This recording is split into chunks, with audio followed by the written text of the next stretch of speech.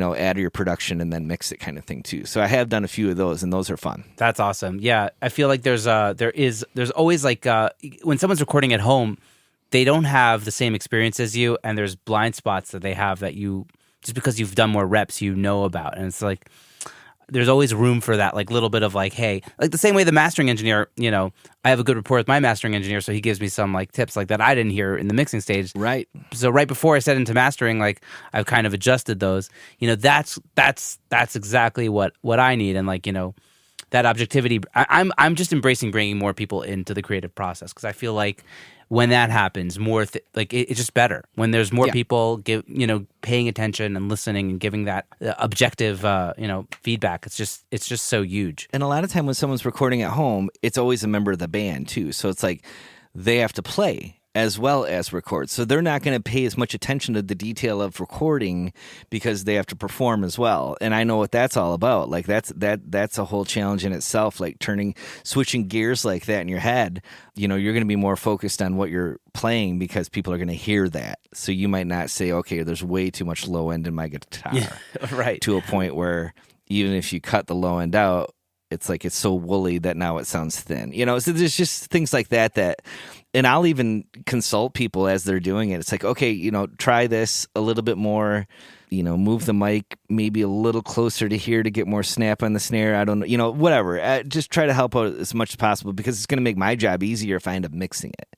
You know what I mean? Right. So, and you're also kind of helping someone out and make a better record. And that's totally the end result. It's like we're just trying to make the best records we can. I don't care how we do it. Let's just make the best record we can. It's like I don't care if I don't play a note on an album. It's like whatever's going to make it better. My ego is non-existent right now. I just want to make a great record. Give it a decade in audio and your ego disintegrates. It disintegrated a long time ago. Yeah, well, you sound like so easy to get along with in the studio, and I feel like you also like don't seem stressed out. I feel like that's hard for me. Like maybe I'm projecting. Like I'm easy to get along with, but internally there's a lot of stress. How do you how do you alleviate that? How are you so like, I don't know, chill? It's hard to say. I think you just kind of get more. I used to be a little more nervous in the morning, and when you don't know what's going to happen, it can be super worrisome. And that ended up turning into the part that I love the most now. It's like I've just developed so much confidence in what I can do that I know it's going to be okay. You know what I mean? Even if we waste an hour on an idea that just didn't work, it's like it'll be okay. We'll make up that time. I'm not worried about it.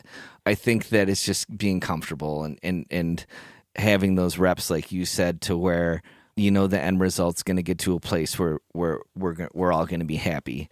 There's definitely stress. I shouldn't say that. I try not to definitely portray that when people are here. I'll wait till they're gone. It's like, dang it, I should have done that differently or whatnot. But those are just little mini stresses. The only time, and I don't have people like.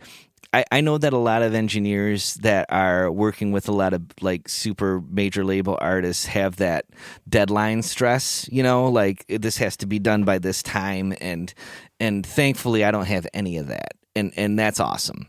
I think a lot of engineers and producers that have to deal with labels and managers and stuff like that, where you're getting outside input other than the artist, I think that would drive me nuts. Yeah, honestly, like I think that would be super hard. But I've had a little bit of that, but it's always been productive in a good way. It's like if the artist is having a hard time with something and the manager chimes in and the manager says he will listen to you, but he will not listen to me about this one thing. And I'm like, okay, well, I'll do my best. So yeah, it's the stress factor being at home. I used to have a hard time turning off the switch at night because it was down here. And when I was getting going, I just wanted to make sure everybody happy. So if someone called or texted me at 5 o'clock and wanted a mix tweak, I'd be like, okay, I'm going to go right downstairs and do it right now. And I realized that if I just say, hey man, yep, I'll do it first thing in the morning, before I start my session, everybody's like, oh great, that's awesome. Thank you. I don't have to do everything right away. That used to stress me out. for sure. And it affects your home life for sure. It sounds like you're able to kind of like trust the process of like, hey, I've been down this road. I know how this ends up. It's going to be great. You know what I mean? And like, how long will the journey take? I don't necessarily know. It's like you've kind of like let go of the agenda, but you know the end result will be what it's going to be. You know what I mean? Yeah, 100%. Yeah. I'd love to ask you a little bit about your mic locker. I know that you have like quite the mic locker. Tell me a bit about how you built that up over the years, and maybe what you use some of your microphones for. Yeah, I have like for vocals, obviously, is the one thing that everybody is always curious about. I have like 4 mics that are kind of in rotation for that, and I can usually tell like who likes what. My Warm Audio 251 has been probably 60% of everything. I put an old RCA, I found an old RCA like 12AT7 or something and threw it in there, and it just went like, oh, that it was really a nice little thing. And I already liked the mic before that. So that one's a lot. I love that one a lot. That's super affordable. I mean, those are under 1,000. I have a Warm 67 where I did the same thing. I bought an old Telefunken tube, an EF86. Put that in that thing, and that was cool. That was a cool little tonal shift. And then I have a couple Peluso mics that I love. I have a Peluso 47, the steel tube one, and then I have a Peluso 49. And that's a tube mic as well. So all 4 of those are tube mics, and those are the ones that I'll use on the majority of the vocals, unless sometimes it's an SM7. It depends on the singer, of course, 100% of the time.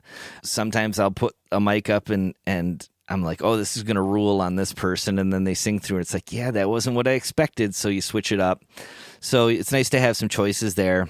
For my own vocals, which I sent you a couple sound clips of, like the Legal Matters and stuff, I use the RCA BK5B on my voice. And that's the old ribbon mic. That's it's more, not a handheld one, but it definitely is the one that can take a lot of the high SPLs and stuff like that. I think they use it for like recording like gunshots on sound stages. It was designed for. And I went to a wedding. This is an amazing story. I went to a wedding a mile down my house at an old Masonic temple. Okay. I walk in and I see 5 microphones hanging from the ceiling over the stage. It was like just this old Masonic temple. I look close. I'm like, holy shit, those are RCA BK5Bs. And I'm like, why would they be hanging over a stage? That's a mic that you kind of really need to get into to kind of use, So I'm like sitting there thinking, I'm like, that's like $10,000 worth of microphones just hanging there and in a weird application. So I went and I called the next day. Of course, I'm watching this wedding, just staring at these 5 microphones behind the as you do, right? Yeah, exactly. And I'm like, just telling my wife, I'm like, I can't believe those are RCA BK5Bs. And anyway, so I called the next day, and I'm like, do you guys use those microphones? And they're like, well, we try to have like meetings and stuff, but they don't pick up things very well. And I'm like, well, they're older ribbon mics. And they're like, well, what do you suggest? I'm like, I'll tell you what, I will replace those mics with choir mics. And really nice choir mics. And they're like, well, what's that going to cost me? I'm like, I'll tell you what, I'll buy the mics, I'll install them, and I'll just take the other 5 mics. And I got 5 of those RCAs. And they were happy. They were completely happy. And it worked better. They're like, the next meeting, they're like, man, our meeting went so well. The people in the back were able to hear so nicely. And I'm like, great, awesome. I'll just get rid of these old mics. No big deal. So... What's he bought them like some like LD, small diaphragm condensers or whatever. Yeah. No, I just went and got some of the Shure choir mics that people would put over like the stages for plays and stuff in theaters, and it worked out great for them. That's amazing. Yeah, and I actually bought a couple other like handheld ones for them just because like if they wanted to pass the mic around in a meeting, I'm like this would be good. If you're talking a lot and people are outside in the crowd, you could use the handheld. So I love the RCA BK5Bs. Those I use on guitar amps a ton. I love it on certain vocals. One of the ribbons and one of them is kind of shot, but it sounds amazing. It distorts in a cool way. Recently fallen in love with the old Unidyne 57s. I bought a couple of those. Great on snare, great on guitar amps. for acoustics, I like the Coles 4038s, the ribbon mics. Use that for overhead. Really? Yep. Use that for overheads a lot because you can just crank the high end on those and they sound so good. Right, that's what people say about ribbons, right? They have so little, they have such a cut off top end that when you boost it, it ends up being really, really silky. Yeah, it's nice and sweet. Yeah, it never sounds gnarly at all. So I love those, especially on overheads, room mics, and stuff like that. And I have your basic like Telefunken M82 on kick. I really like that one. Yeah, nothing too crazy. I mean, basically it's pretty cliche over here. It's like, yeah, this 47 is going to work on a vocal that really needs to take up a lot of space. It's like the 47 is really great for that, that kind of thing. Right. So, and then, just a bunch of old junk mics that if you want to run something through a pedal, it can kind of sound cool. Like mics that used to be that come with tape recorders and stuff like that. Have a lot of those little weird things laying around that are fun to kind of plug in. I always say it's like, I always try to do this and everybody's cool with it. It's like, I'll set up the normal mics that I'll need. And I'm like, I just got to set up one weird mic, and I can run it through a spring reverb or something. And it's like 95% of the time it's unusable, but that 5%, it's like, that's really cool. You got something cool. Even running like a mic through like a vocoder and pushing down the key of the song while the drummer's playing is kind of fun. So it creates this like, but it's also in key with the song. It's That's like neat. It's clipping and distorting and just, yeah. So everybody that I work with gives me a lot of freedom to try goofy stuff like that. So you got to have mics for that stuff too. But yeah, everything else is pretty much standard, I think. I really, those two Peluso mics I've had a long time, and for the price point to get a decent 47 was something that I've always really wanted. And honestly, I think that I use that mic on probably, there are two people I can think of off the top of my head that sound unbelievable on that thing. It's like, so I can never sell it now because I know those people are going to be coming back and they sound so good on that thing. So yeah, I think it's just trying stuff out and same with preamps. You know how it goes, Yeah, totally. I've been looking at that Warm 251, and it's nice to get a solid review from somebody. I have the Slate mic, and I'm just always using the 251 on it because it's just the right balance for almost all vocals. Like 80% of vocals will just get the 251 in the end. You know what I mean? Yeah. 100%. And it's funny because like my two like really strongest singers that I kind of work with, like that just have those voices that are just, they just leap out of the speakers. That mic I just set it up and set the preamp and it's done. It's gorgeous. Yeah, amazing. Yeah, someone recommended Mike Pepe, who's been on the show and is working in. He's out in LA, and he recommended the V251 from like the guys that build mics. I don't remember the name of the company. Like Gear Space, but for like mics, it has like all the information on all the mics, and they build their own mics as well. I'm no blanking. Kidding. Yeah, well, I'd like to know a little bit about that.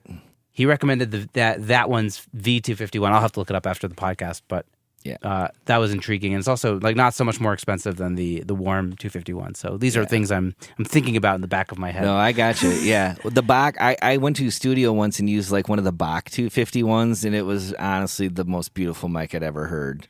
And I know that they're Really? like $5-6 grand, so it's like maybe someday, but I'm getting by with what I have. But yeah. It's the something about the top end and those things that doesn't sound artificial. That air is just pure and just open in the nicest way without ever sounding harsh. Yeah, that's amazing. I just saw that Universal Audio is like releasing like a Bach 251 or something. I wonder what's going to be with that. Well, yeah, I just saw it today on Instagram. Oh, maybe they're making a model. Are they making a modeling mic too? You know what? I'm just going to look it up on Okay. the air. Yeah, I saw that they were releasing a microphone. I didn't look into it yet. Here, 60 plus years of audio recording. We're proud to finally introduce our first microphone lineup to the world. Handmade UA Bach tube and FET mics to the. I don't know, man. It says a Bach 251 with a Universal Audio logo on it. Oh my, that's intriguing. Interesting. Yeah. So we'll see. I Yeah. guess maybe that could be an interesting. The technology freaks me out, man. Like you have that The amount of money you're about one- to lose from coming on this podcast. I'm really sorry. it about that. doesn't. And anytime I talk to a recording nerd, it's like a fellow recording nerd, I should say. We're so bad for each other because Right. it's like